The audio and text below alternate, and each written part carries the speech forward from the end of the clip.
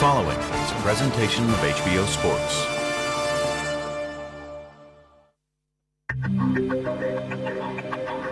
He is boxing's longest reigning current champion. I am Joe Calzaghe, undefeated. Who now faces fellow undefeated title holder, Mikkel Kessler. You may not know me, but I am a champion. Not so long ago, this 168-pound unification fight between Wales's Joe Calzaghe and Denmark's Mikkel Kessler would have gone unnoticed outside of Europe. A title holder since 1997, Calzaghe needed a 2006 conquest of highly regarded American Jeff Lacey to launch his international reputation. Calzaghe begins to hammer it home. The Welsh icon's stature continued to grow as his streak of title defenses reached 20. Within the borders of Denmark lurks an even more unfamiliar national hero. Mikkel Kessler dominant in Denmark. Hailing from a nation with scant boxing history, Kessler's march destruction of then undefeated Librado Andrade thrust his name worldwide. With an aggregate record of 82-0, Calzaghe versus Kessler is no longer just a European novelty.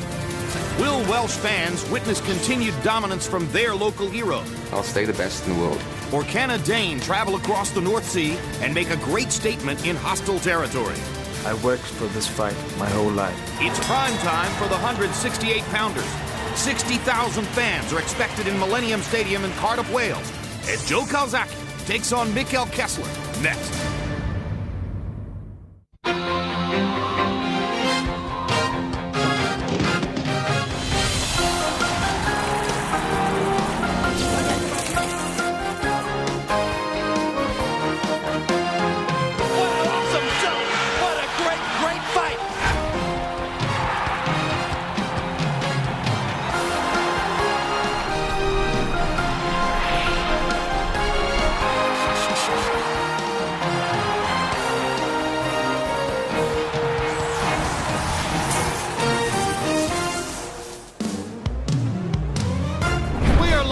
Cardiff, Wales, for another international installment of World Championship Boxing. Tonight, more than 50,000 fans are expected to fill Millennium Stadium and cheer for Joe Calzaghe from nearby Bagwood as he faces Denmark's Mikkel Kessler in a matchup of two undefeated fighters, putting their respective titles on the line for clear world supremacy at 168 pounds. It's Europe's version of Leonard Hearns 1 or De La Hoya Trinidad. Two unbeaten fighters, near enough in ability and near enough to the peaks of their respective careers that it's almost impossible to anticipate anything other than a close, competitive, perhaps epic fight.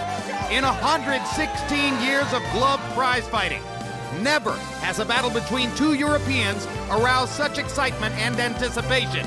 They've angled toward each other for more than a year. And now, for Joe Calzaghe and Mikkel Kessler, the hour of decision arrives. Hello again, everybody. I'm Jim Lampley, and welcome to a scenario and a set of circumstances so vivid in detail that William Shakespeare himself might have been proud to conceive it. An unbeaten Dane against an unbeaten Welshman, 3 nights after All Hallows Eve, before 50,000 zealots on a rugby pitch in Wales for supremacy in the 168-pound weight class all around the world. Just a little bit later on, you'll be hearing from Max Kellerman and Emmanuel Stewart, but we begin with an introduction to the not-so-melancholy Dane in tonight's fight scenario, Denmark's Mikkel Kessler, who's made the trip here from Copenhagen.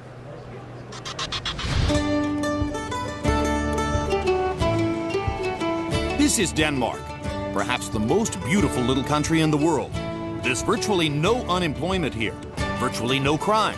In fact, it's hard to imagine anyone getting particularly angry about anything. You know, Denmark is a small country with 5 million inhabitants, and it's a country with a lot of welfare. It's a country where nothing really bad can happen. People are not very ambitious because you can do without that. Strange, then, that in this happiest of little kingdoms lives one of boxing's fiercest fighters. Mikkel Kessler is putting on a show. Like most kids in Denmark, Mikkel Kessler's first sport was soccer. But by age 13, he wanted something different. and asked his mother if she'd take him to the local boxing gym. And then we got there and the trainer said, okay, come on, change your clothes, get out there. He was horrible. I thought he was a horrible person. My poor little baby boy.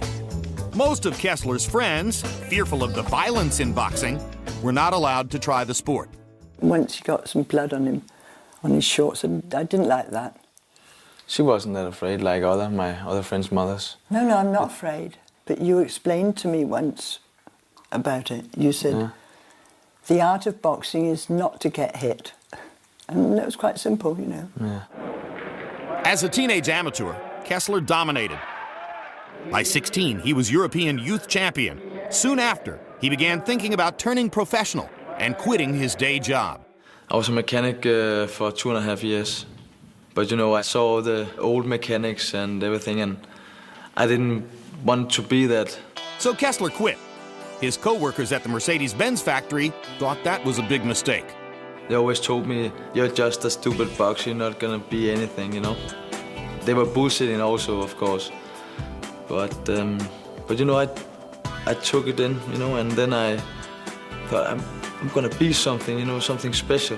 Mikkel Kessler dominant in Denmark. Kessler's extraordinary success, 39 professional wins with no defeats, has made him Denmark's biggest sports star. Last year, he was voted Athlete of the Year. To escape the limelight and high Danish taxes, Kessler lives most of the year in Monaco. When he returns to Denmark to train for fights, he keeps a low profile and spends his free time catching up with old friends. The last year he was the greatest sportsman in Denmark.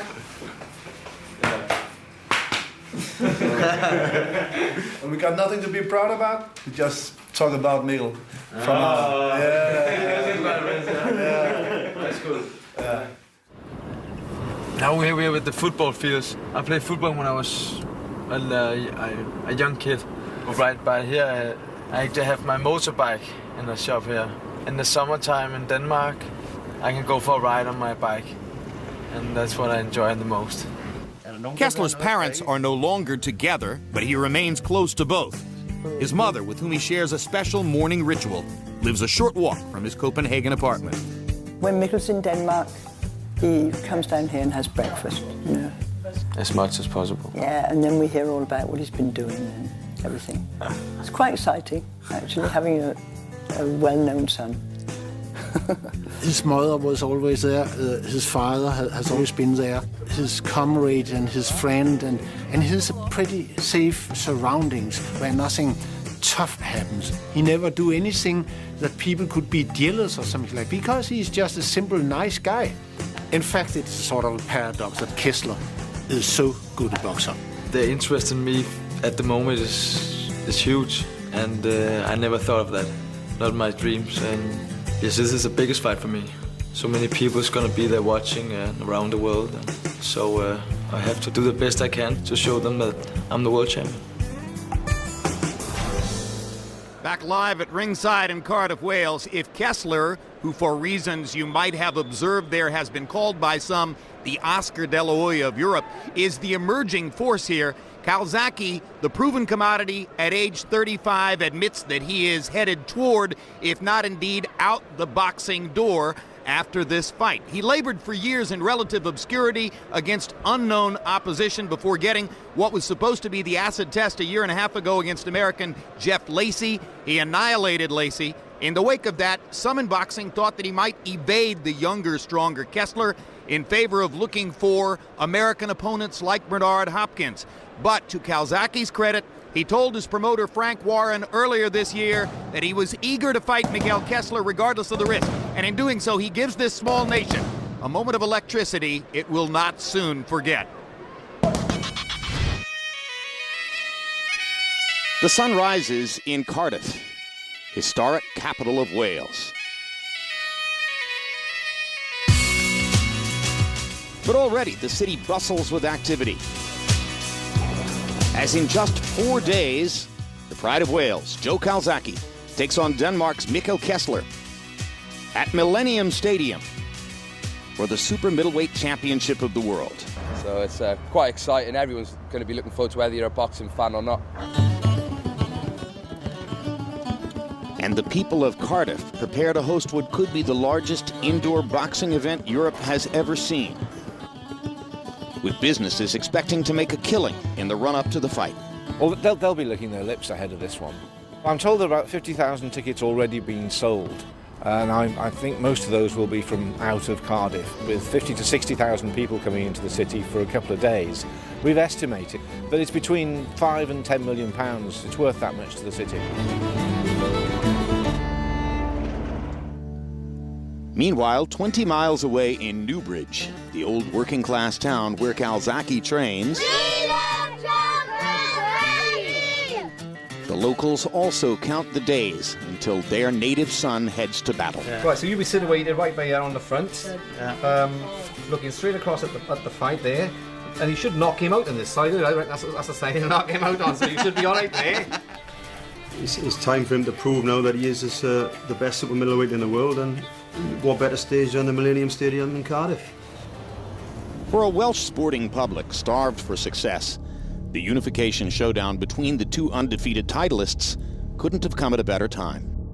The Wales rugby team in the past year have had one of their worst years in memory. They were knocked out of the World Cup in the group stage to Fiji, which was disastrous in this country. The football team are struggling badly. The main club football side have also had a very poor year. So it is fair to say Joe really does carry the hopes of a nation on his shoulders. Amid the anticipation, Calzaghe keeps his composure as he prepares for the fight of his life. There's always pressure in every fight. You know, people say 50,000 people are going to turn up. Is that going to be added pressure? No, it doesn't matter if it's 5,000 people, because, you know, there's enough pressure with the guy who's in the opposite corner. But a victory for the Pride of Wales this Saturday could resonate beyond the British shores. His evenly matched bout with Kessler has generated widespread interest in the United States and will be shown live in prime time across the Atlantic. Whoever wins this contest is going to have a major impact on European boxing. And let me put it to you this way. If the toughest guy in your street was going to box the toughest guy in the next street, everyone would want to go and see that fight. And in Mikkel, Kessler and Joe Calzaghe, what you have right now is two undefeated sportsmen who appeal to the public, who are good looking, if you like, the old-fashioned black and white 50s heroes, and they're going to be boxing each other. The day before the eagerly awaited fight, throngs begin descending on Cardiff from all directions. They're coming from all over the United Kingdom, that there's a large contingency coming in from America, and of course there are some Danes coming in as well. The city's full. We've got about 7,000 or 8,000 beds in the city and in the area, and they're all taken. But as night falls, it becomes clear sleep is not on the agenda. For fans here in support of Calzaghe. And Kessler will have more than his opponent's fists to contend with when he steps into the ring for the epic showdown. There's no chance that he has ever fought in any kind of environment close to this. You know, he is going to have his fans. He's going to have maybe 2,000 people supporting him, but he's going to be so outweighed by Joe's supporters. And Sugar Ray Leonard said that Peter Manfredo found it very, very intimidating, and that was just 35,000. You know, with over 50, the noise in the atmosphere will be something special.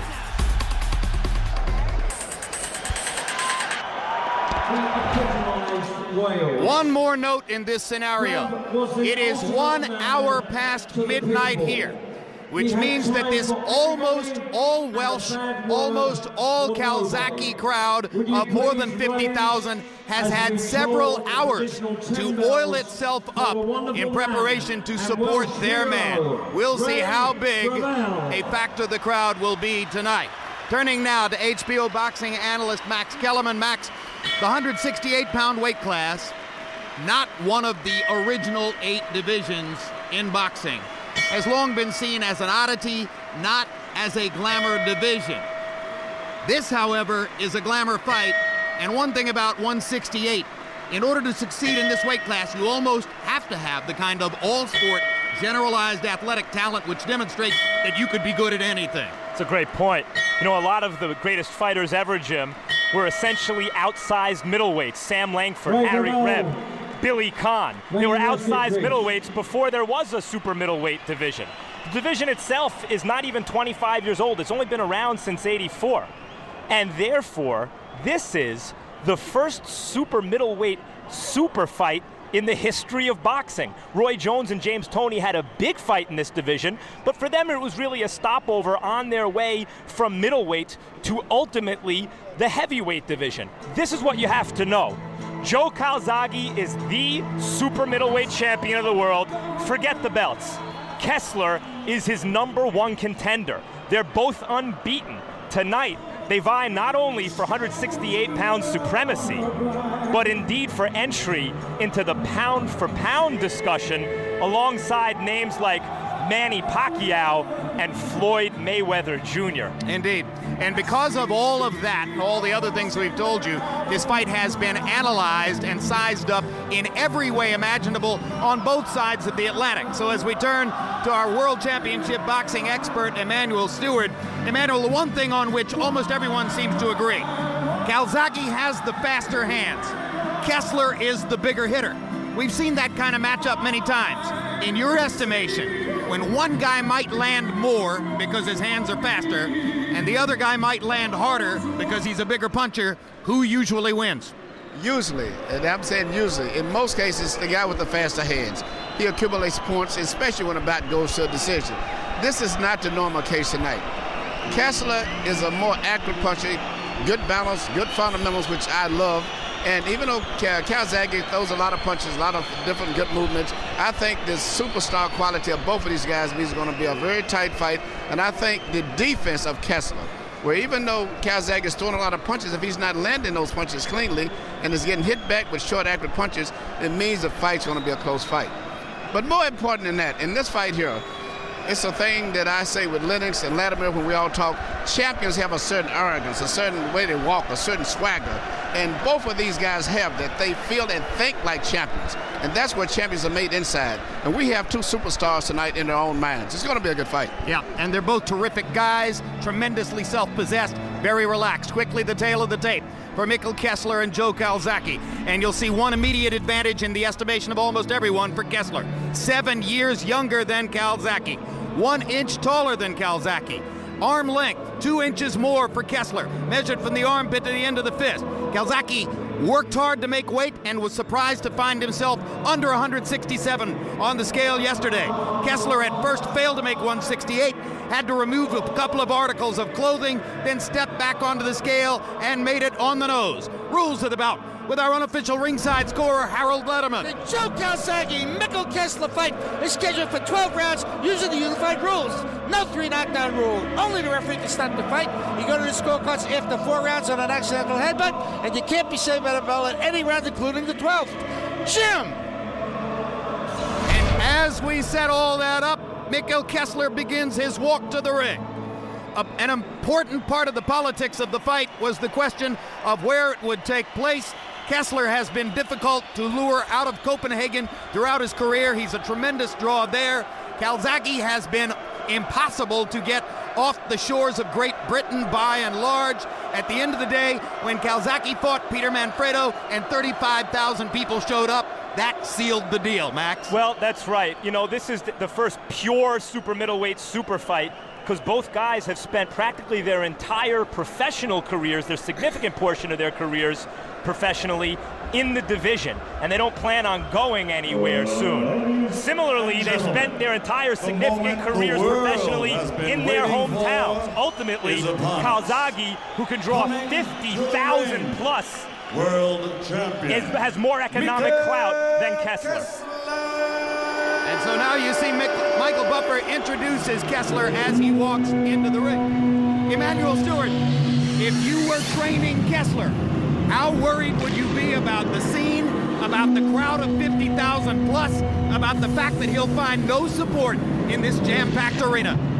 I believe that it could be a major factor, and I take it serious. I mean, we experienced that just recently with Jermaine Taylor and the fight he had with Kelly Patton, especially when the guys that are used to that, and he's had all of his fights, which virtually Kessler's had in his own home country. But I believe that he will prevail, and it will not bother him too much, but it is going to have some effect. As you look around the arena, Kessler might find the chance to see about, 9 or 10 Danish flags. But there's a smile on his face because he's gotten the chance to find his defining fight. And there must have been moments in his career, Max, when he worried that Calzaghe would never open the door. It's to Calzaghe's credit. He's always claimed that he wanted to fight the big fights. And Frank Warren and economic circumstances were such that they eluded him. Now, over the last several fights, Jeff Lacey and now Kessler, he's proving that he will fight the big fights.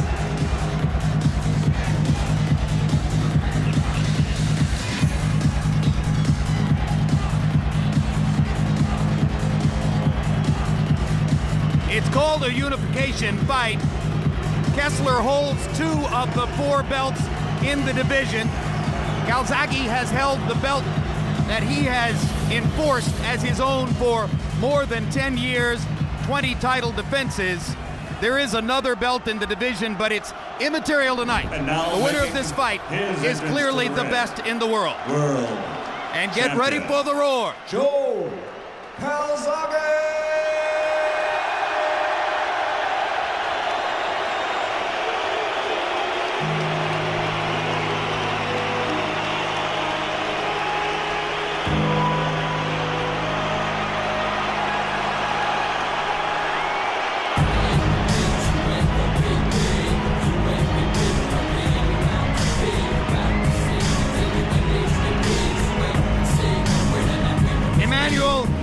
Any fighter would love it.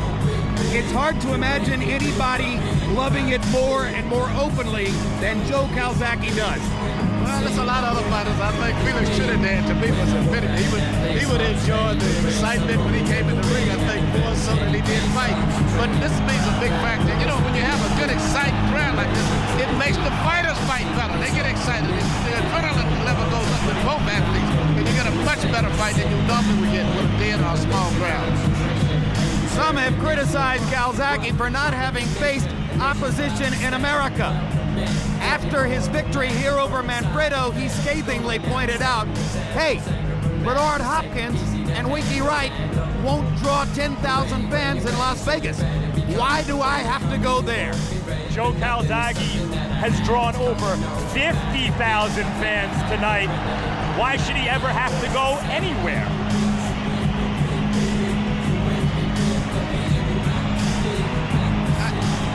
I still personally would like to see him come to America. I think for him to be accepted and be more credited, in my mind, I would like to see him be able to fight away from having such a strong partisan crowd. And if he wins tonight, there's almost no question he'll do it. He and Bernard Hopkins have begun flirting and dancing verbally with each other over the course of the past several months, and there are a lot of people who would love to see it. Perhaps even in Hopkins' suggested venue of Yankee Stadium in New York. Let's go to Mikkel Buffer now in the ring. Silent for the national anthem of Denmark.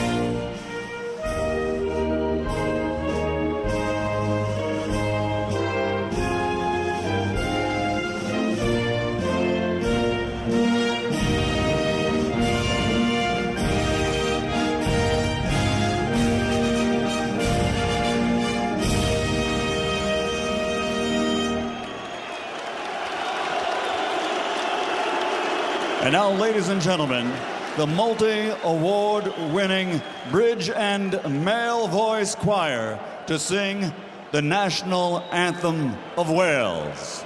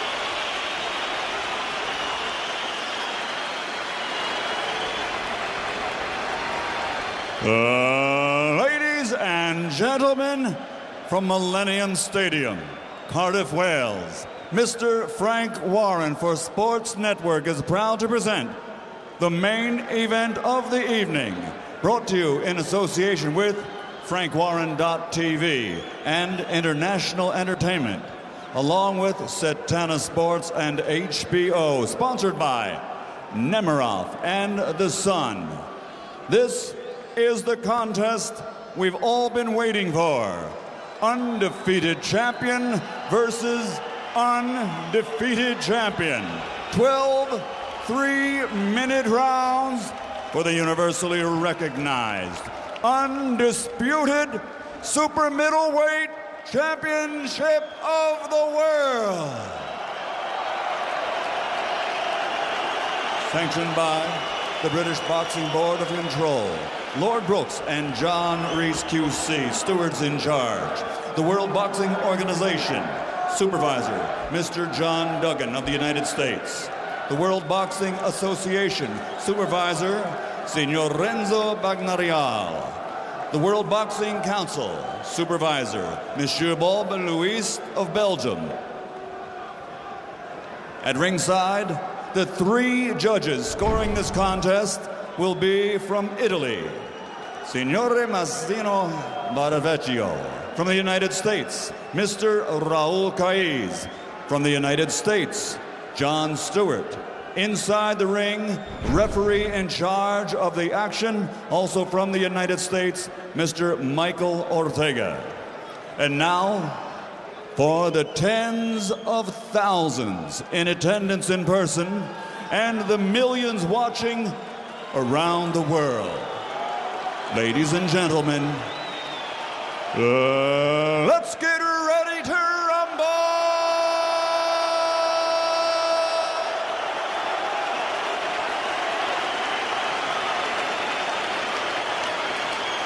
Fighting out of the red corner, wearing red with white, official weight 168 pounds. He made his professional debut in 1998 and captured the WBA World Championship in 2004. He added the WBC title in 2006. His record is a perfect one, consisting of 39 bouts, 39 victories, including 29 knockouts. From Copenhagen, Denmark, the reigning, defending WBA, WBC super middleweight world champion, the Viking warrior, Mikkel Kessler.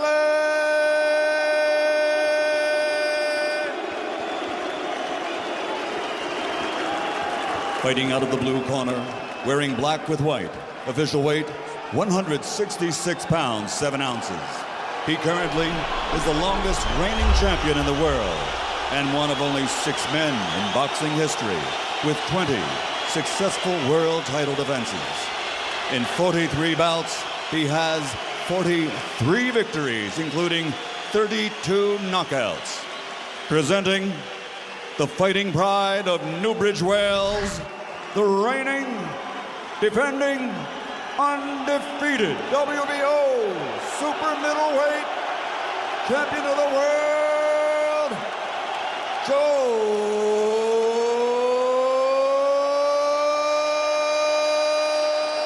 Calzaghe.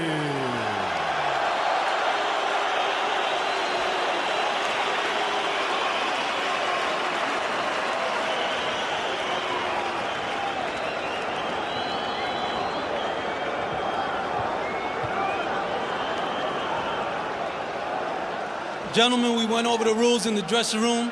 I expect a good, clean fight. Protect yourself at all times. Obey my commands at all times.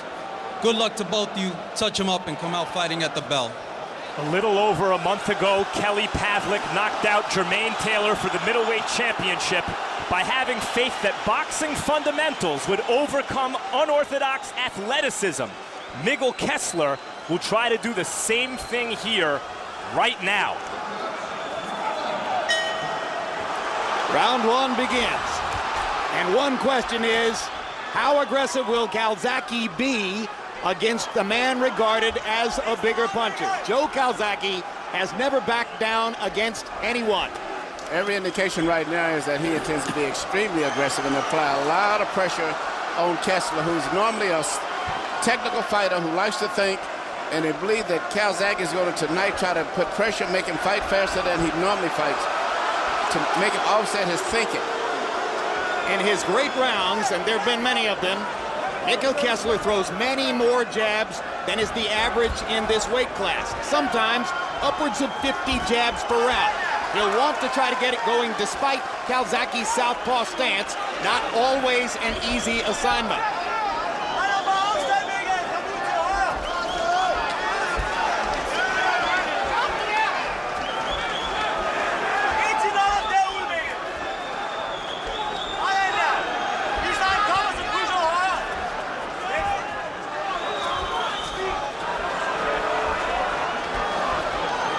There's been a significant punch so far. It was an early body shot by Calzaghe. But at this stage right now, it's a very tight technical fight. I think that Calzaghe, being such a great technical and adjusted type fighter, is realizing that he's dealing with a little different opponent than he's been in the past. And I see him right now not being so overly aggressive and careless as he was in the beginning, because Kessler's taking advantage of his mistakes because of his great position and balance. Both fighters are regarded as great managers of distance. Guys who know exactly how to set up in such a way that they can land and force the other man to miss. One question tonight is who can win the battle of distance? Then can Calzaghe get inside of Kessler's offense? Can Kessler keep Calzaghe at the end of his big punches? People bring up Sugar Ray Leonard and Tommy Hearns when discussing this fight. Like Leonard and Hearns, both these guys can punch. They can both box. It is unclear who will wind up being the aggressor here, who will wind up being the boxer. I agree with you. And also, I mean, looking like Calzaghe is punching with a little bit more thought and much more straighter with his punches than he has in the past. Well, Calzaghe says, when I throw roundhouse punches, it's because I'm fighting lesser opponents and I don't concentrate as well. Look at what I did to Lacey, where he poured his offense down the middle time and time again and hit Lacey with an unending barrage of accurate shots. For the moment, Kessler is able, when he fires his double jab and brings the right hand behind it, to back Calzaghe off. That's why this has been a very good fight so far. No one has really established control. Both have landed a few clean blows, but you can't make a mistake. Both are punching very accurate and very sharp. Couple of body shots for Calzaghe, one inside right hand for Kessler. Not much to choose between them in round one. Not much to choose. Round may go to Calzaghe possibly because of his body rhythm, which creates excitement like he's doing more. Whereas, on the other hand, Kessler doesn't do a lot of moving around and jumping and moving his hands and feet. Jab, don't rush your jab, all right? You're not throwing left hand, you rush your jab, you're not throwing left hand jab. You've got to get his jab working, all right? Okay, so far so good. Okay, you're not punching the hurt. Too much fencing, all right? Start whacking and shot the body. All right, get your range, right? That's okay. Nothing wrong with that, right? You put it in for the first jab. Baz. Are you looking to Baz? Baz! Put it on. But listen to me, you then go to the jab. Let the jab travel, double jab, and come in with 3 forwards. It's pace. You listen now? For the moment, they're speaking English in Kessler's corner. We hadn't anticipated that. We do have a Danish interpreter. Yes, Mortensen. CompuBox numbers in round one. Calzaghe 15 out of 64. Kessler 8 out of 43. So if there was an edge there, it belonged to the Welsh fighter, the home fighter.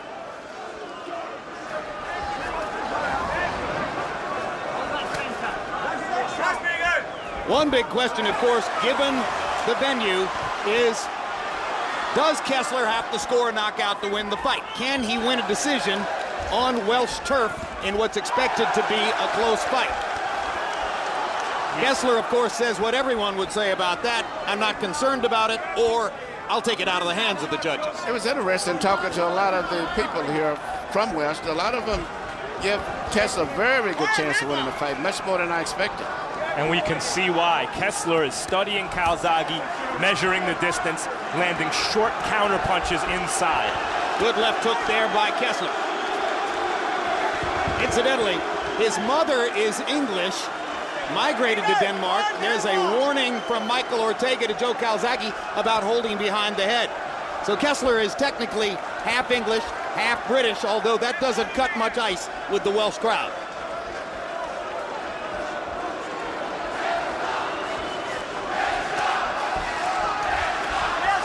Kessler stepping in just a little closer now to fire his left jab. Yeah, both guys are very leery because they're having problems adjusting to the speed. But I don't think either one has ever fought a fighter of the caliber that they're fighting tonight. But Calzaghe is very tricky. He punches from different angles. And he punches very good and close, surprisingly, sometimes, even though he's a tall guy. Emmanuel, is it inevitable when you step in and realize you're fighting somebody better than you've ever faced before, that for a few moments at least you become cautious? Yes, and I think that's what happened to both guys. Big right hand attempted by Kessler, just missed. Now he lands the right hand, drives Calzaghe into the ropes, and Calzaghe bounces off with a right hand of his own. But Kessler's punches are starting to find the mark. Well, as Kessler said when we spoke, he may not be as fast as Calzaghe, but it's not that much difference in the speed. And the straightest distance between, the shortest distance between 2 points is a straight line. Kessler punches straighter than Calzaghe. But, you know, Calzaghe has a much better upper body movement. His head is very much more difficult to predict as compared to Kessler. Kessler's head is very stationary. And as Calzaghe's proven throughout his career, he's wildly competitive. If you touch him, he's coming back. Yeah, and he mixes up. He'll throw a looping left hand around the side of the head, and the next time he'll shoot it right through the middle. Guys, two right hands by Calzaghe. This round, almost every significant punch has been landed by Kessler that I've seen. But still, the rhythm of Calzaghe, I think, may bother going down the stretch Kessler because he's making Kessler's mind have to function a lot more. Body shot inside by Calzaghe. Kessler again with the right hand. Fight is getting a little bit more active.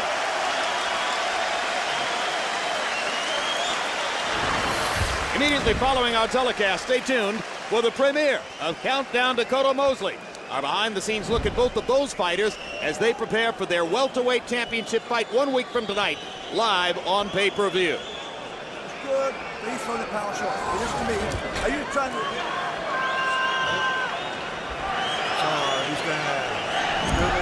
The Kessler corner wants him to keeping his distance and don't show too much respect.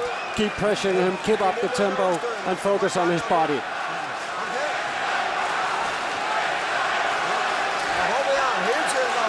Keep hitting him hard. Hard punches, hard punches. Come on, keep the pressure. You saw the CompuBox numbers on overall punches. Power punches through round 2. Calzaghe 15 of 55, 27%. Kessler 10 of 27, 37%. So Kessler a little more focused on power shots. Down goes Kessler, and that's a slip. Crowd responded as though it was a knockdown, but clearly it was a slip. Mikkel Ortega wants time to wipe off the gloves of Mikkel Kessler, who was ready to go back to fighting right away. Not only was it a slip, Kessler had just landed a good punch.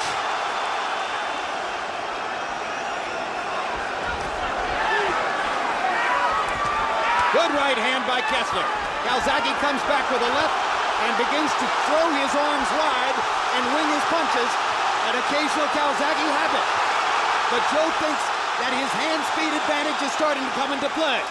Well, I think not just his hand speed, just his so fierce determination. He seems to be panicking because he realizes how close this fight is, and nobody has got a really decided edge, and he seems to be punching more in desperation to try to establish an advantage. And you see how much more precise in his technique Kessler is as he sticks within the envelope, throwing his jab and the right hand in totally conventional fashion, while Calzaghe begins to get squirrely and wild. Calzaghe's trying to impose his will on Kessler as he has with every opponent he's ever fought. Kessler is unlike any opponent he's ever fought. I don't know that he can simply impose his will by wildly winging punches. I believe he's beginning to impose his will. I may be wrong. He seems to be, he's making Kessler fight at a much faster pace, and the punches are coming from so many different angles, and Kessler's more of a basic fighter. And it's fascinating that Calzaghe's brave enough here in round 3 to drop his hands to his waist and showboat just a little bit. He always does that to somebody. I know. but some thought he wouldn't do it tonight. Straight left hand landed for Calzaghe. Reaching for the body shot there. Kessler's corner asked him to focus on the body, but by and large, I think Mikkel is mostly throwing upstairs. Good left hand by Calzaghe. And another. And another. And suddenly Calzaghe is landing his straight left right down the chute. Kessler gets in her right hand, but Calzaghe keeps coming. The pressure is mounting. And I don't know if Kessler's going to hold up much longer if the fight can continue this pace unless he can seriously hurt Calzaghe to slow him down. Backs him off with a left hook there. I don't get that impression, Emmanuel. Although Calzaghe clearly is winning this round.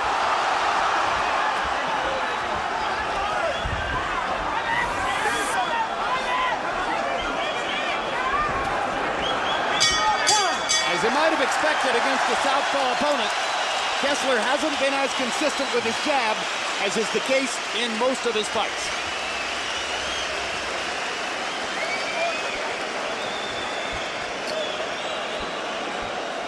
That's the place you can put his neck. That's the way you can box him. That's the way you can. Where's his punch? Well, fucking what? There's no what? Fuck all it. Where's his punch? Are you okay? You've got 4 rounds. It's all good. It's all good, please. Right? Okay? That's amazing, right? Keep up your tempo, Mikkel. Don't let him take 2 long breaks. Just keep pressing him. Don't give him any chances. Don't give him it. Keep going at him. Just keep going. Right here you see a shot that comes over that lands to the body, but it is more of an off-balance situation. And it really wasn't a clear knockdown by any means, as much as it was balanced. But here you see Calzaghe come back and land a clean counter left hand at the end. Power punches in round 3. Calzaghe was 13 out of 48. Kessler 12 out of 19. Calzaghe throwing many more punches. That usually catches the eye of the judges. Harold, how do you have it through 3? Okay, Jim. 2 rounds to 1. 29-28.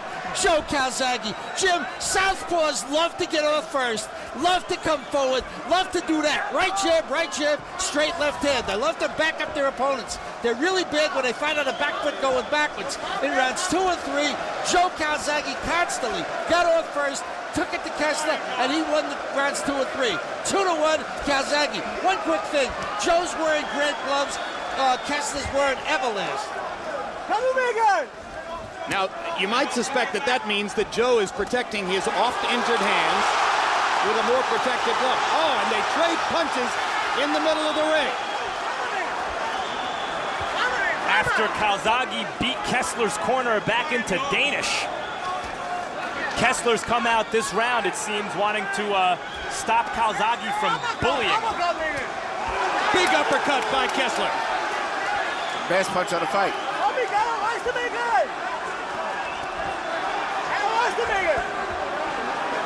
Calzaghe holding and then gets in a body shot as they pull away.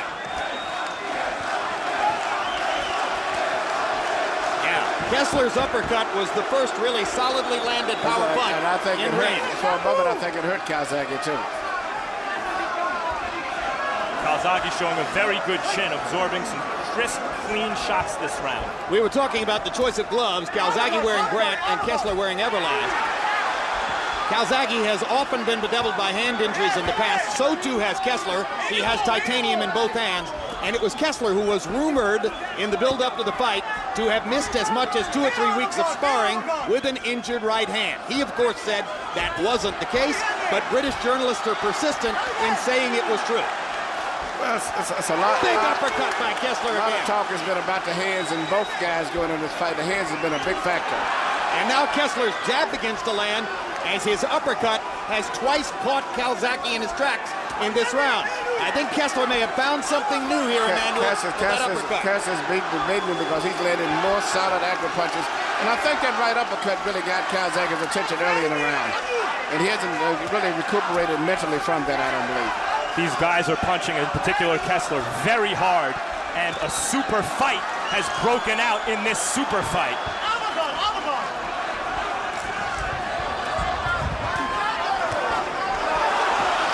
See how Calzaghe responds to the barrage of uppercuts.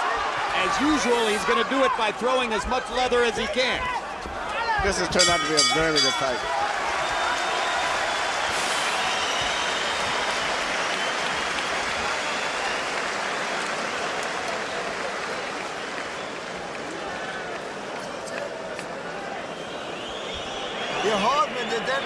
All you need is to keep pressuring him. He'll get tired.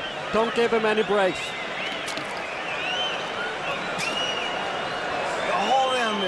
Just keep attacking him. Don't give him any peace. Han kommer selv lynhurtigt efter et slag. So here's what he's throwing. Right, gas and bust. Some bust. Breathe deep, come on. Gas and right. You know it's going to be hard work. You know that. You know. Right here you see Kessler land a beautiful counter left, right, just as Calzaghe comes in, leading himself off balance a little bit as he's coming in. Overly aggressive. And here you see the uppercut, which I think was the best punch of the fight so far. Both were counter punches. And there was another uppercut later in the round, which likewise landed solidly. It was a very good round for Mikkel Kessler. They've been fighting on relatively even terms now into the fifth. Come on, Joe.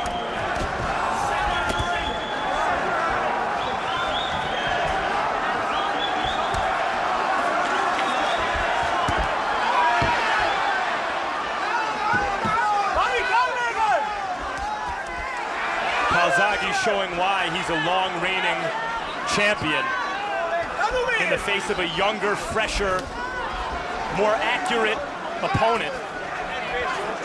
He continually meets those crisp counterpunches with counterpunches of his own. And Emmanuel, the pattern that most reporters expected has clearly emerged. Calzaghe throws more, Kessler lands harder. Kessler lands harder, and Kessler seems to be more effective when he counterpunches, more so than when he goes aggressive. Plenty of opportunity to do that, right, the way Calzaghe throws. Calzaghe gets over anxious sometimes and jumps in trying to get points and leaves himself open for counters. Calzaghe ducking over the right hand, or ducking under the right hand there. We'll see when Kessler goes back to the uppercut as Calzaghe ducks his upstairs punches. Both guys are taking turns, taking the lead and the control in this fight, which means it's a good fight. Sometimes it's Kessler who's being backed up by Calzaghe's aggression. Sometimes it's Calzaghe who's being backed up by Kessler's superior punching power and hard jab.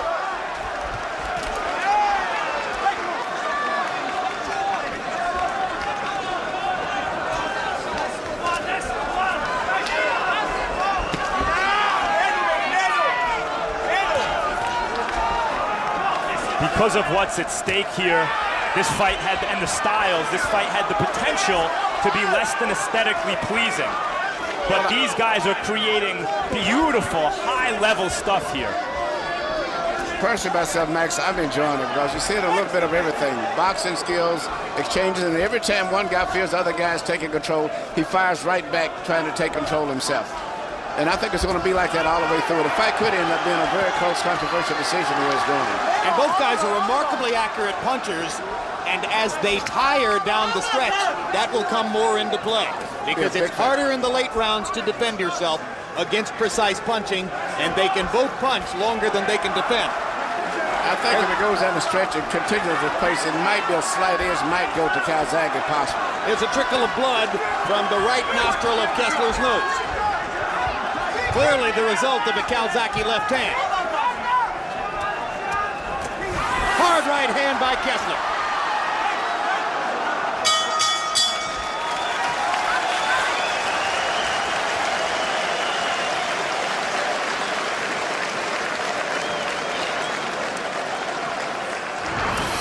Sunday, November 18.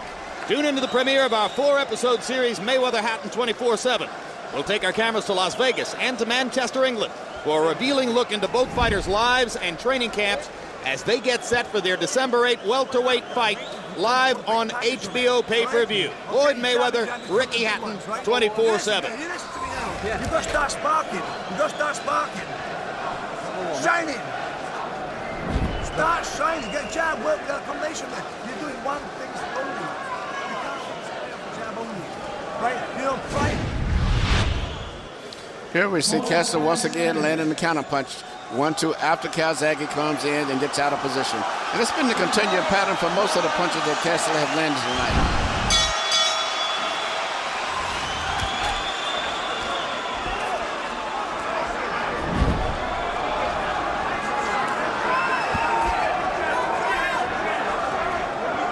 fast pace into round 6 of a scheduled 12.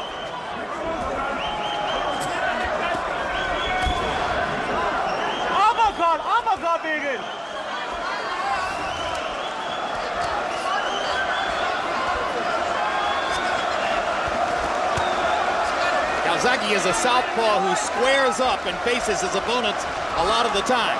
Yeah, in this round, he's being very careful to keep his right shoulder in front. Because most of the time that Calzaghe hit his out, he throws his punches and end up square and with his head falling forward out of position, and that's when Kessler lands those nice counter punches on him. Kessler's getting hit more this round. Calzaghe's not throwing hard, he's just touching him, but he's more successfully doing it. Now, good point, Max. It's a boxing round for Calzaghe so far. And Kessler, incidentally, is hearing his corner yelling for the uppercut because since the big barrage of uppercuts in round 4, he seems to have gone away from it. Yeah, but right now the tempo, as I said earlier, of Calzaghe, I think is starting to take his effect. You know, both guys, but he's never fought anybody that punches with the authority of Kessler, so he's in a new territory as far as he's concerned in this fight also. Well, when you think about the judging of the fight, Calzaghe is throwing almost twice as many power punches by CompuBox count, not landing them, throwing them. It's my experience in watching judges that the number of punches you throw is way more important than the number of punches you land. Right. This round he has not been as successful in hitting Calzaghe as much as he has in the past couple of rounds. Calzaghe mostly sticking to the jab in this round, as Max pointed out, just touching Kessler, but very effectively so. And Kessler seems to have lost his rhythm for the moment. Yeah, but you know, he still punches that short, active punches, and all of a sudden he'll explode again. But I just believe that the tempo that Calzaghe said is starting to take his effect. Calzaghe, it appears to me, has landed more clean punches in this round than he has in the entire fight until this round. And has been defensively very good in this round also, too. A boxing round. Look at how he keeps his right shoulder in front. Now he squares up momentarily, but immediately goes back into the southpaw stance. And his father told him it's time to shine, I believe he said. It's a great story. Joe Calzaghe, having been trained since age 9 by his father, Enzo Calzaghe, who, when he began this enterprise, had no background in boxing whatsoever, actually had to read instructional books to figure out what to tell his son. He's done pretty doggone well, Emmanuel. Fantastic, and this guy, he's a tremendous athlete, too. You know, the same punch that Kessler's been landing effectively, he's been studying Calzaghe. He lets Calzaghe fall forward and then takes a step back and throws a 1-2. More blood from the nose of Kessler after Calzaghe appeared to win a boxing round.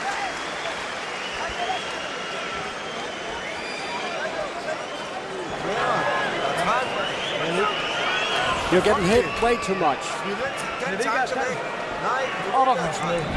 Just use your uppercuts and get out to the sides. You're not in front. You're behind now. Something has to happen. You're looking way too much at him. Go ahead. Listening? Yeah. Good, extra round, fabulous round. All right, I want more. All right, 6 more rounds like that. All right? Yeah. No, let's poke the jab to him. Poke the jab in, poke to him. The job's yours. Exterior of this terrific Millennium Stadium. A rugby pitch tonight set up for a crowd of more than 50,000 for a boxing match. Jabs in round 6. Calzaghe 14 out of 55 jabs. That sounds like something Kessler might have done. Kessler 7 out of 37, and you heard Kessler's trainer Rickard Olsen saying, "You're behind, something has to happen." Harold, is he behind? Absolutely. 58, 56, 4 rounds to 2, Joe Calzaghe. Jim, right jab, straight left, backing him up, taking it to him. He's winning his fight, not only on clean punching, but on effective aggressiveness. Kessler's got to do more of that. He's got to get off first and back up Calzaghe. Right now, Calzaghe 1 rounds 4 and 5. He's in the lead, 4-2. Kessler landed one of those uppercuts a couple of seconds ago as he goes back to the punch that served him so well in round 4. There's a great combination by Joe Calzaghe, and he sticks the jab twice more. He's not just touching him in this round, he's hurting him, Calzaghe. And you know, on top of the Calzaghe's defense has been perfect. He hasn't been hit with a clear effective punch that I've saw in the last 2 rounds virtually. So Calzaghe went to another level in round 5, and he's keeping it there now. as he seems to begin taking over control of the middle portion of the fight. We've seen Calzaghe turn boxer. Can Kessler now turn brawler? Well, the most effective thing, as I said, Kessler was led, and he had been studying so much to take advantage of Calzaghe's bad position when he would get off balance. Right there. He only lands after Calzaghe throws a punch and gets out of position. Kessler mixed in another one of those uppercuts in that exchange, and now he begins to seem to get more comfortable, but once again gets clocked with 2 straight Calzaghe lefts. And again, as Harold Letterman pointing out, it's mostly Calzaghe backing Kessler up.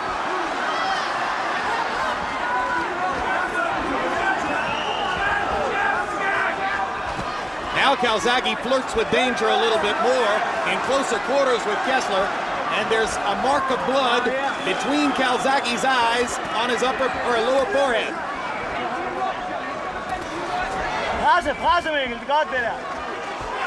I think one of those uppercuts may have drawn the blood on Calzaghe. Big right cross by Kessler. He tries the uppercut again. Big body shot by Kessler. Hard left hook to the body, well thrown. And now Calzaghe begins to feel the urgency. Yeah, but Kessler's having a pretty good round in terms of landing clean punches, but still it's a fast pace that I don't think he's comfortable with. Calzaghe's discouraging Kessler because he's walking through those punches. And after every time the Kessler lands a good punch, Mac, he goes right back to him right away. It makes him have to keep having to spend more energy. Ebb and flow, shifting tides of fortune as we reach the end of the 7th in Cardiff.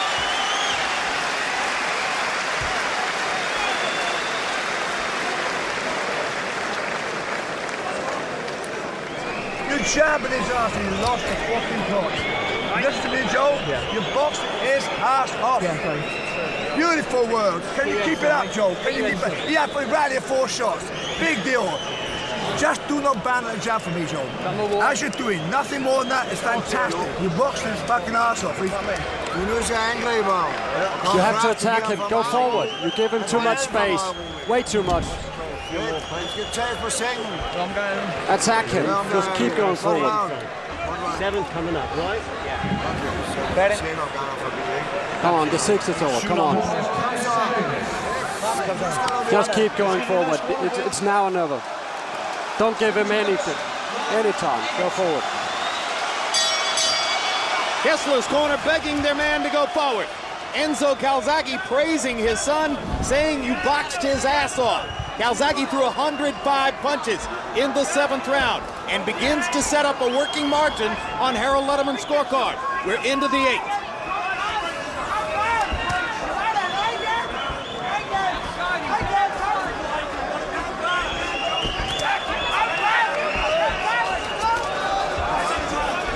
Calzaghe beating Kessler to the punch with his jab.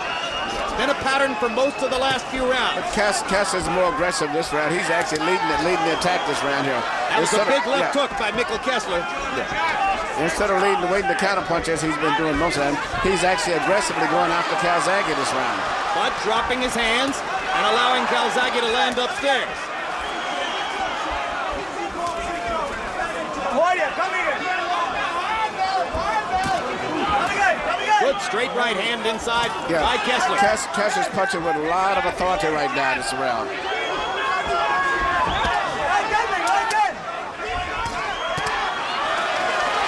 Again, the left hook from Kessler. He's trying to make it into more of a fight. Well, he's fighting right now, and everything he's punching is with full power. Both guys are throwing bombs, and they're both good punchers. Kessler's a better puncher, though. Yes. And he's doing exactly what he has to do because he was systematically losing the fight the way it was going. So I think he's coming out now to let it all hang out one way or the other. Kessler needed to change. He needed to do something extra, and he started to do it, and Calzaghe has responded. And Calzaghe walked into a left hook as he was responding, but walked through the left hook and kept coming. Kessler spent a lot of energy in the first part of this round, and now he may have to pay for that because he's getting a little tired. And Calzaghe, as always, is going to step up the pace right now, realizing that he may have lost the round so far. Yep, but you know, when you look at the uppercuts earlier several right crosses and the left hooks in the last couple rounds. Calzaghe's chin has been very impressive. Both guys I've been impressed with all around their skill, the determination, the conditioning, everything. Calzaghe's answer is to mix in body shots now. 2 good left hands to the body. Downstairs, Joe. Now he comes back upstairs. Here comes Calzaghe. Kessler's hurt.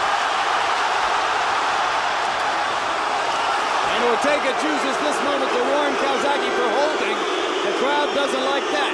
That's a break for Mikkel Kessler. But Calzaghe comes right back. Takes a left hook for his trouble. And Kessler is still standing up to punch. He's not trying to play it safe.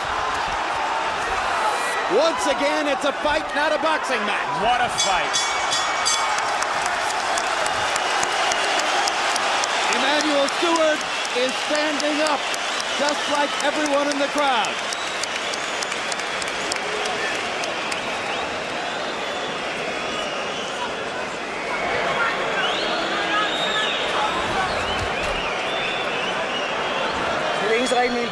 It's the only right thing. You have to fight him. Attack, attack, attack. You can't afford anything else. This is the 9th round.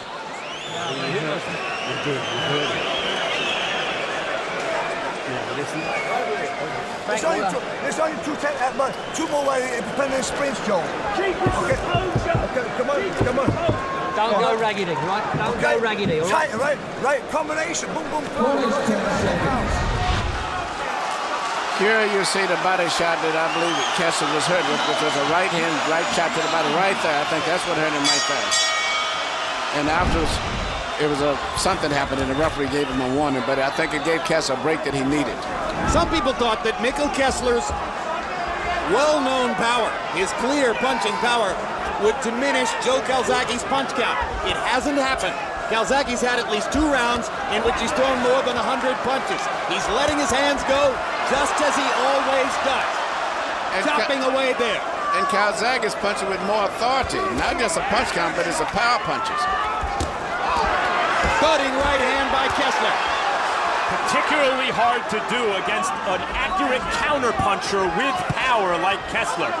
In Calzaghe, win or lose, you are looking at a special fighter. But both of these guys are special. Kessler has never been in this type of a situation, but still, he's still punching with full power and desperation, too. Kessler trying to go to the body with his long right hand. Calzaghe has held the edge in body punching, largely because he's focused more there and thrown more.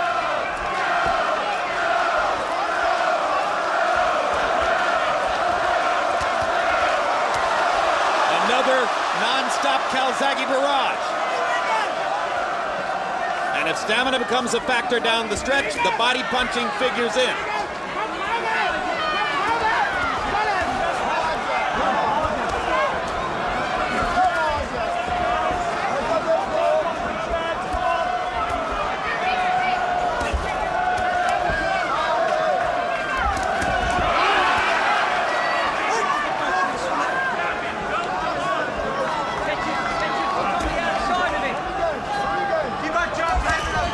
Good straight left hand by Calzaghe.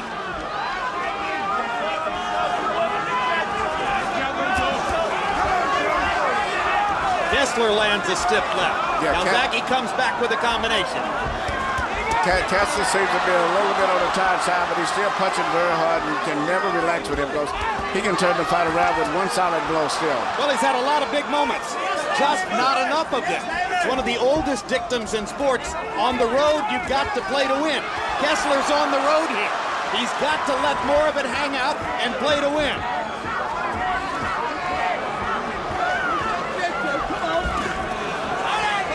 Throughout his entire career, what Kessler does has been enough to win.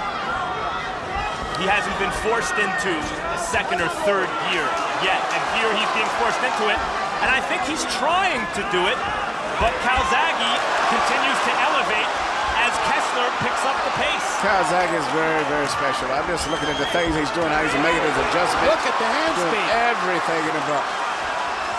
And is fighting with the same tempo and accuracy and speed that he did in the first round. He's willing to take risks. over and over to let his hands go.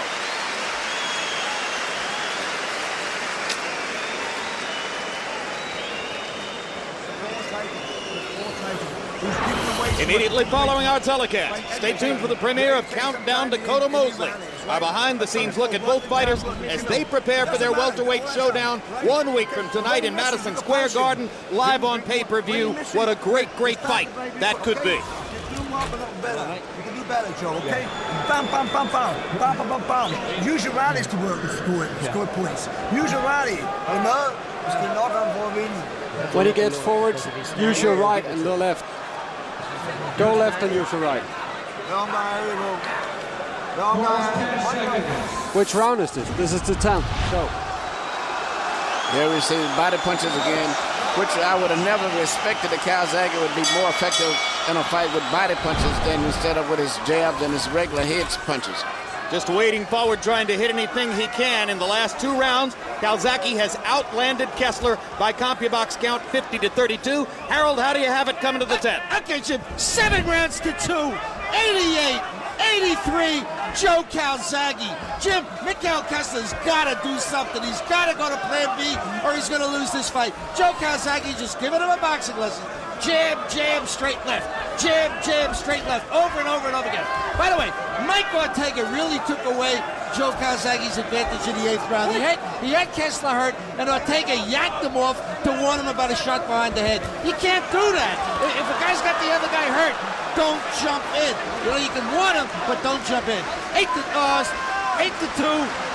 Joe Calzaghe. Emmanuel, every viewer can see the swelling above Kessler's left eye from Calzaghe's right hand, but they're not using the end swell between rounds on that left eye. I'm surprised, too, but I really don't think they're even prepared. This is new territory for them. I mean, Calzaghe has had a lot of tough fights, injuries and whatnot. I don't think that Kessler's camp was just prepared for this type of a war. They have not had the experience in this situation. As they pointed out in our meeting yesterday, Kessler's never been hurt in a fight. Maybe they didn't think it was possible. What a trade.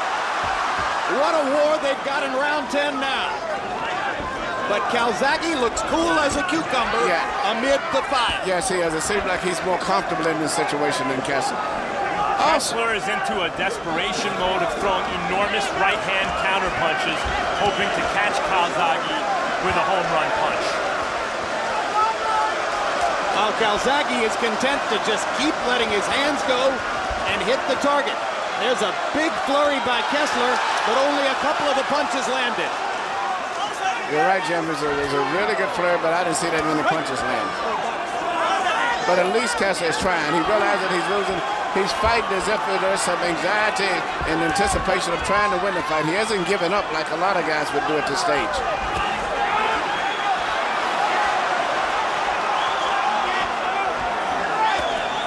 Well, for years, many in the sport have wanted to see Joe Calzaghe's chin tested.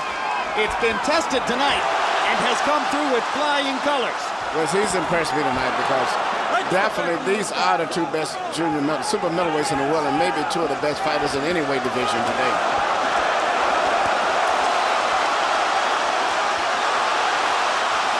And I think there's something to be said for an unconventional style. As great as Kessler is, you can prepare to fight somebody who's totally conventional. There's nobody else in the world exactly like Joe Calzaghe. It looks to me that Calzaghe may have broken Kessler in the second half of that round.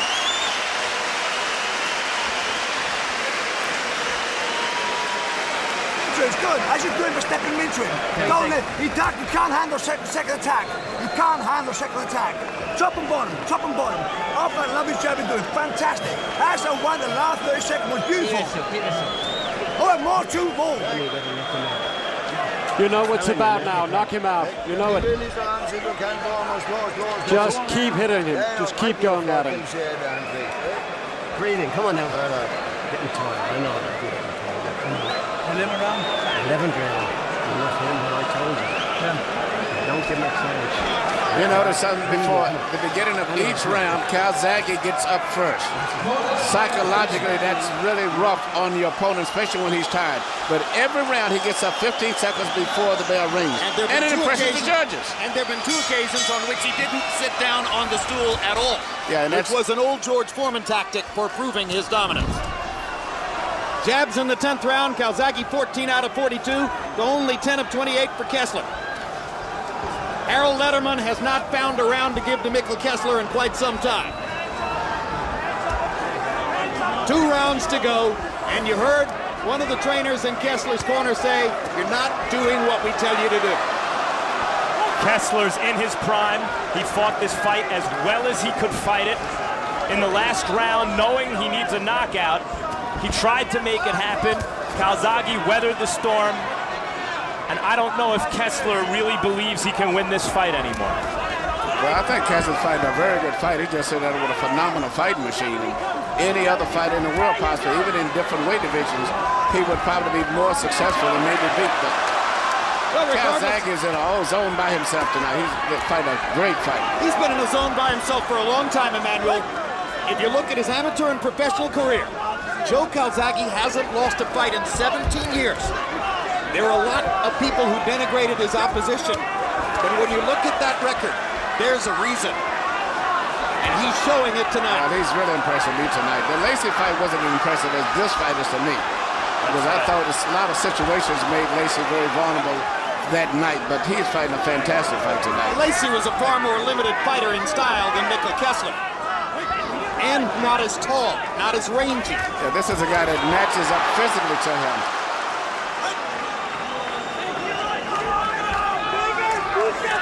Kessler, 7 years younger, 1 inch taller, 2 inches longer in the arm, measured from the armpit to the end of the fist.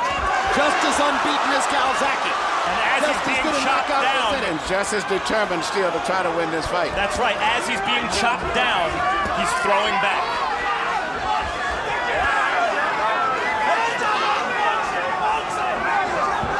Well, you guys make a great point. This isn't necessarily the exposure of Mikkel Kessler as something less than what he was supposed to be. Yes, it's just a fantastic performance by a fantastic fighting machine named Joe Calzaghe. Kessler is still a very good fighter. Somewhere Bernard Hopkins is watching. Calzaghe calls him Old Hopkins. But the discussion has been on for quite some time. And what a fascinating fight it would be, because of Hopkins' counterpunching style against Calzaghe's constant flood of punches.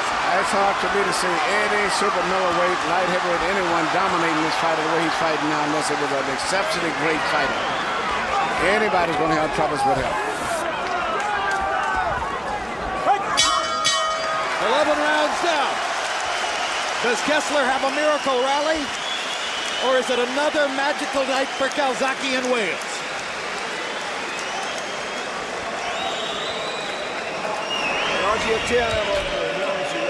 I know he's annoying, I know it.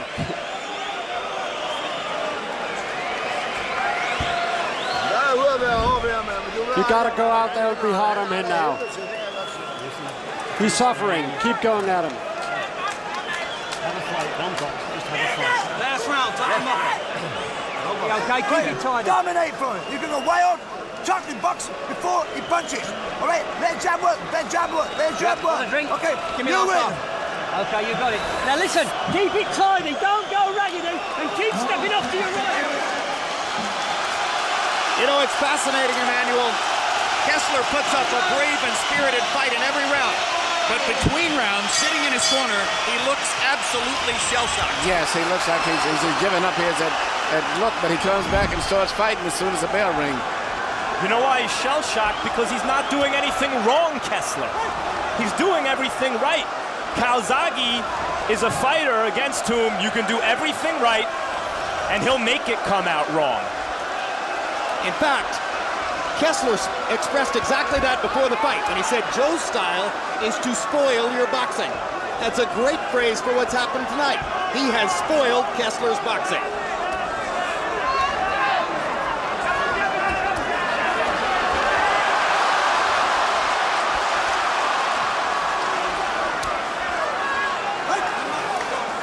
see how smart that Calzaghe is. He was getting hit with those right hands early out. He would miss punches. Now he's beginning to bend over to his left to avoid getting hit with the right hands coming from Kessler. To his left. Calzaghe's left. Kessler's fighting like an animal right now. But I like that.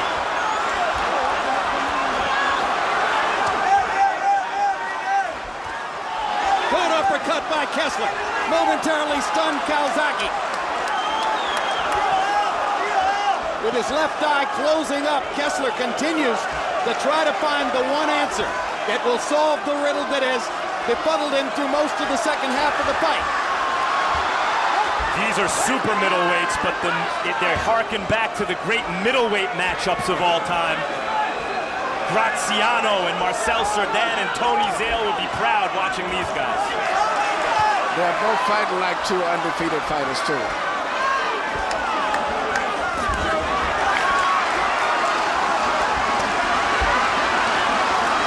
Calzaghe's going to bank on offense down the stretch. It's what brought him this far. Kessler appears to need the knockout. He needs it, and he's trying to get it. Great body punch by Kessler. Calzaghe stands tall and keeps throwing. Big right hand by the Dane. Here comes the Welshman.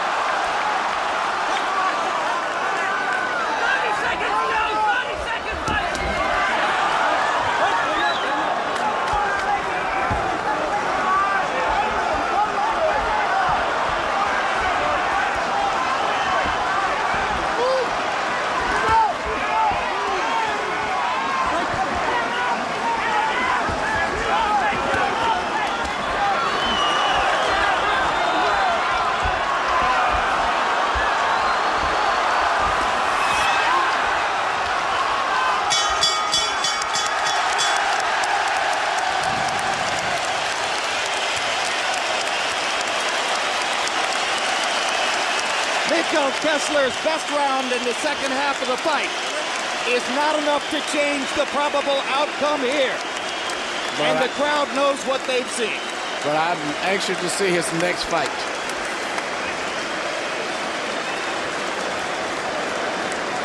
Calzaghe's almost in a Ray Robinson position where, as good as you might be in the super middleweight division, I don't know if this guy can be beaten by what's out there right now. Well, he himself has said, if I can beat Mikkel Kessler, there's nothing left at 168 pounds. I'm headed to 175. That, of course, overlooks the possibility of a fight against a Kelly Pavlik or a Jermaine Taylor, either of whom might want to fight Calzaghe after their probable rematch at 166 pounds. You saw Harold Lederman's final scorecard, a clear and decisive victory for the Welshman, Joe Calzaghe.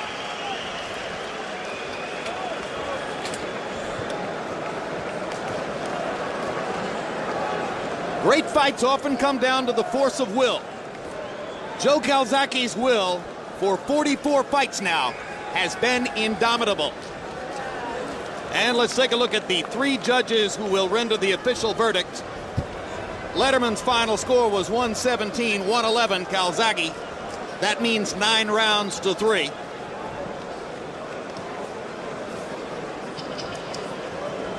Two of the three judges have come from the United States. Their identities flow from the governing bodies whose belts are being contested here tonight.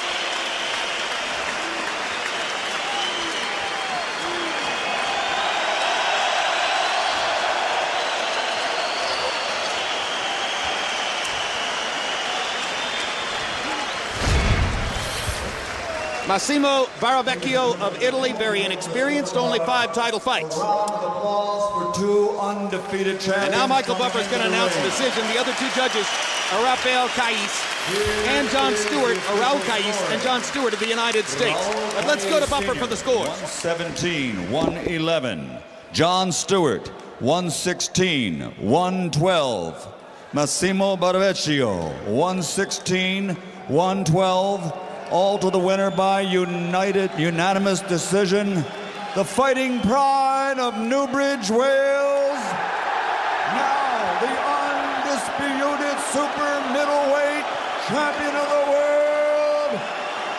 Calzaghe.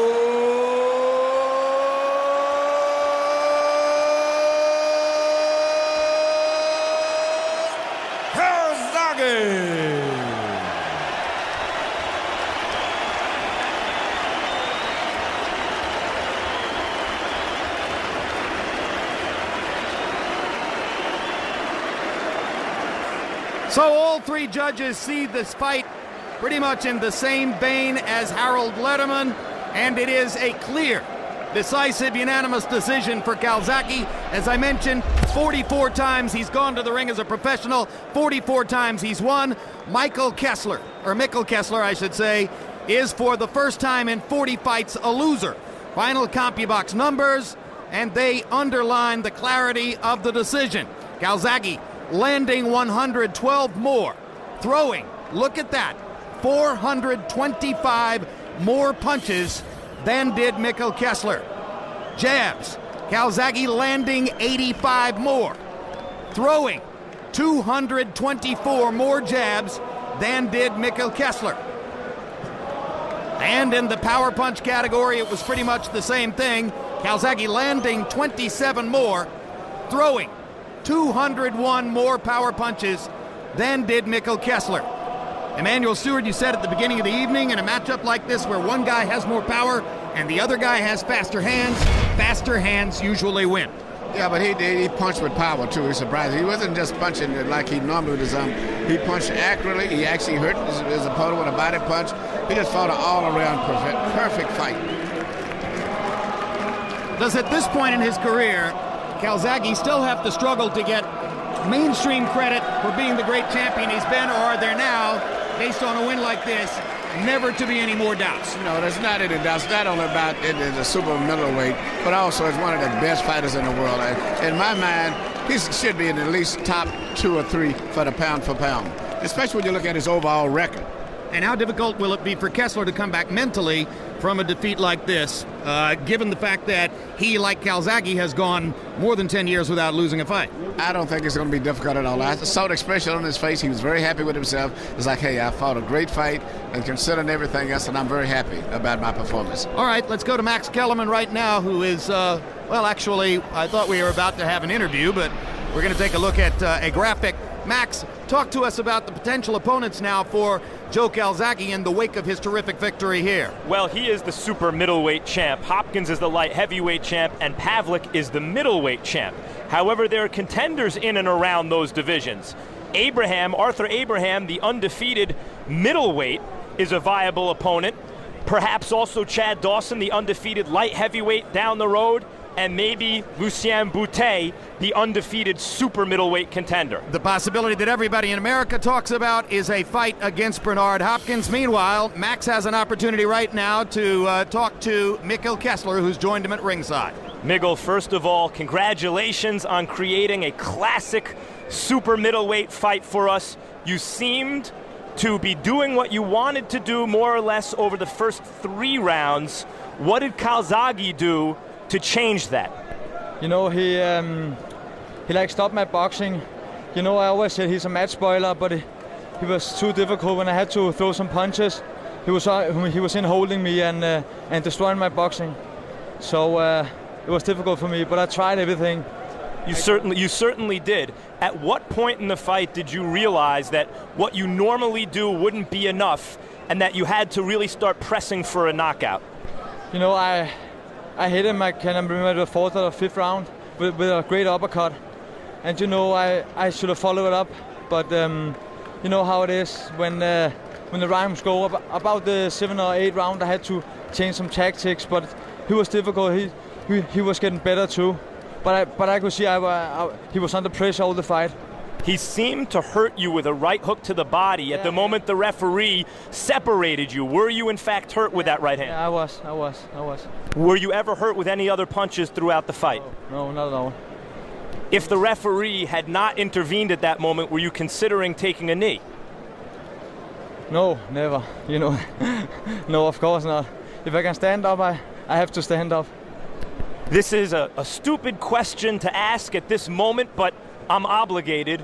What are your plans going forward? Oh, I don't know.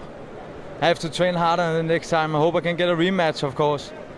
You want a rematch because it didn't seem that simply fighting harder was going to do anything against this guy. It seemed as though no matter how well you fought, he could bring it to another level, yet you want a rematch. Yes, of course I want to. I want to change my tactics also.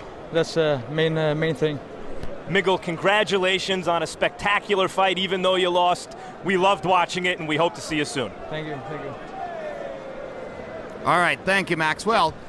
An intelligent point by Kessler, who acknowledges that he'd have to change his tactics to win the fight because, Emmanuel, as Max said, nothing that Kessler seemed to do deters Calzaghe from simply fighting harder and going to another level. I don't think there's nothing he could do could have him beat Calzaghe other than knock him out.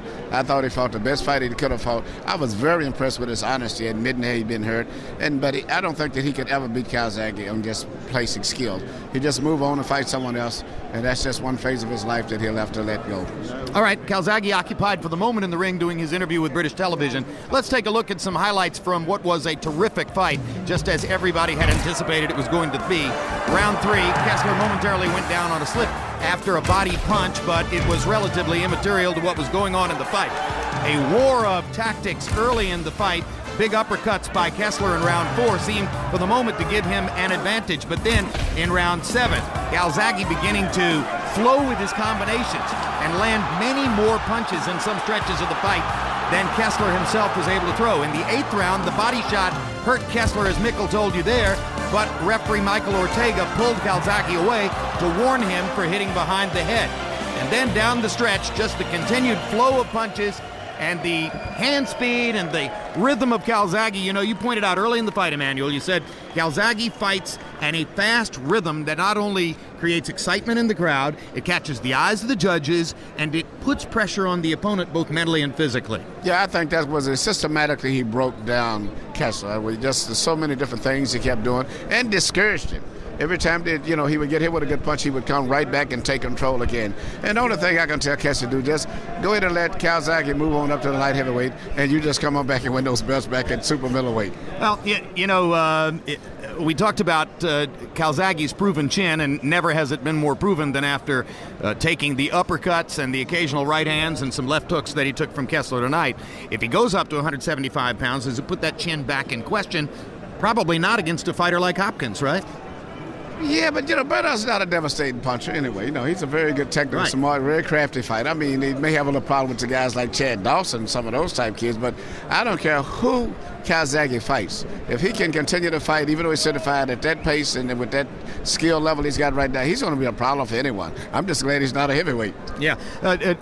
Your man, Jermaine Taylor, or the fighter that you've trained in his last 4 fights, Jermaine Taylor, and Kelly Pavlik are talking now about a possible rematch in February at 166 pounds. That puts both Taylor and Pavlik within a couple of pounds of where Calzaghe's been fighting at 168. And Joe says he doesn't particularly want to fight at 168 anymore, but if the Hopkins thing couldn't come together, there'd be a ton of money in a fight between the winner of Taylor Pavlik 2 and Joe Calzaghe. Oh, yeah, well Calzaghe is definitely tonight. He became a superstar. I thought he became a star with the fight with Lacey, but tonight he really cemented everything. And whoever he fights, between a fight between Pavlik or Jermaine Taylor, it would be well viewed and very received. All right, let's go to Max Kellerman with Joe Calzaghe right now.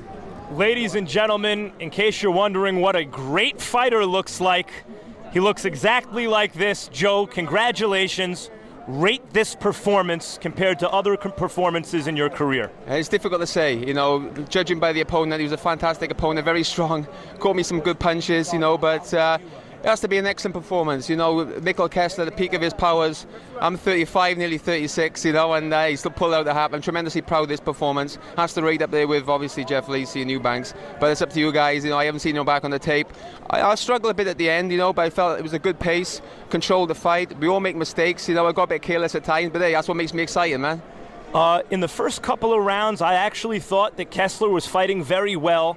And right around the 4th, to me, it appeared you seemed to turn the fight. Was that the case? What did you do? Did you change tactics at all during the fight? Well, basically, maybe I was a bit tentative. I was trying to get my jab to work. I see that he was waiting for the right hand, but my dad said I was maybe losing a bit too much respect for him, and basically make him feel my power.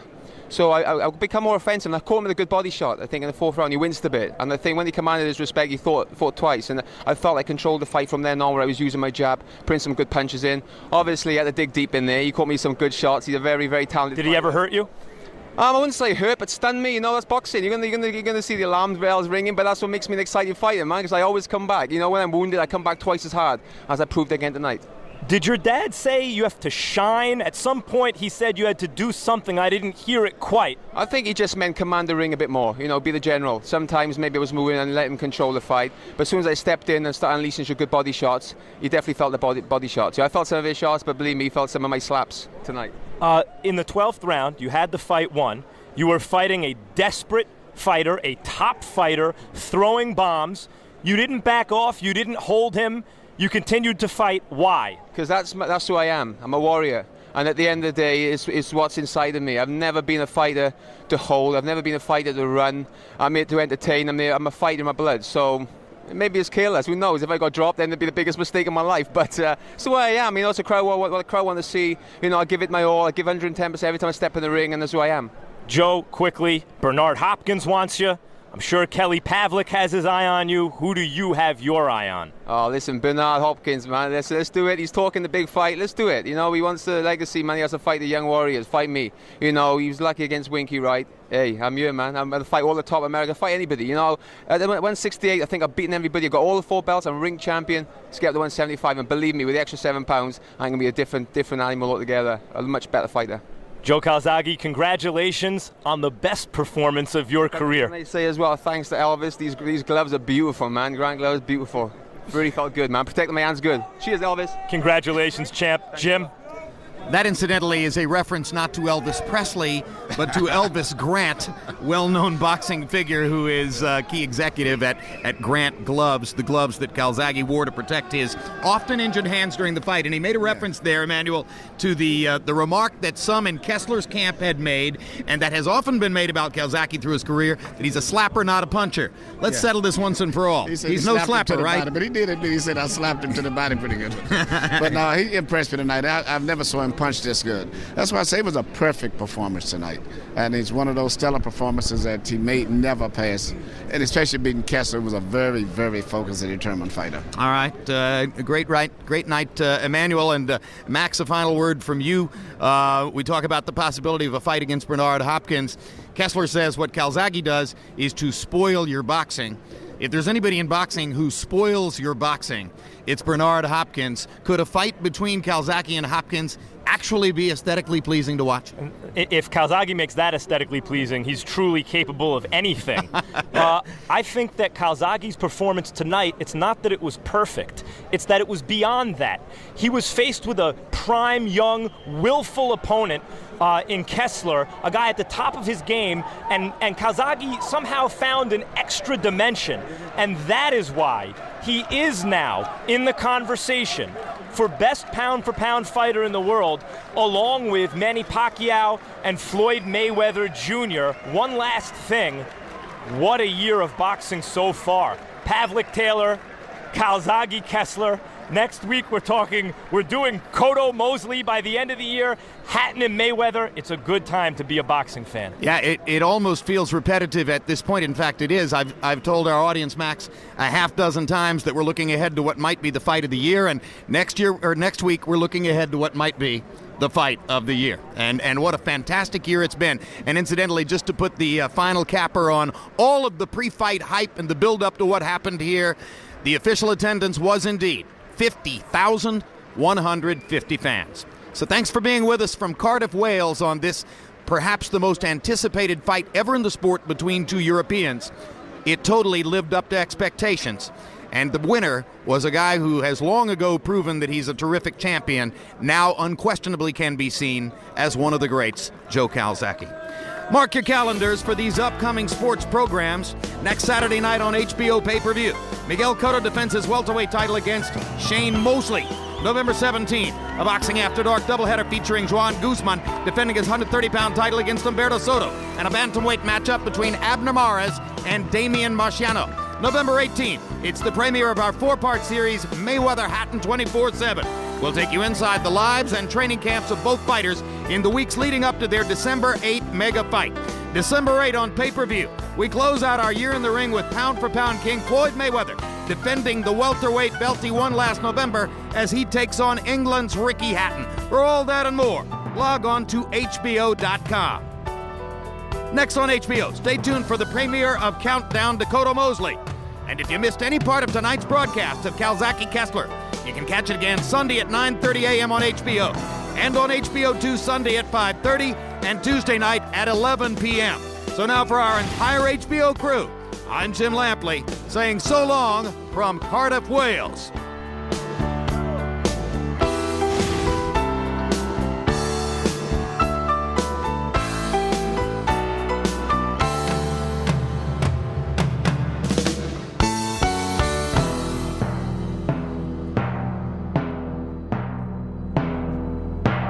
This has been a presentation of HBO Sports.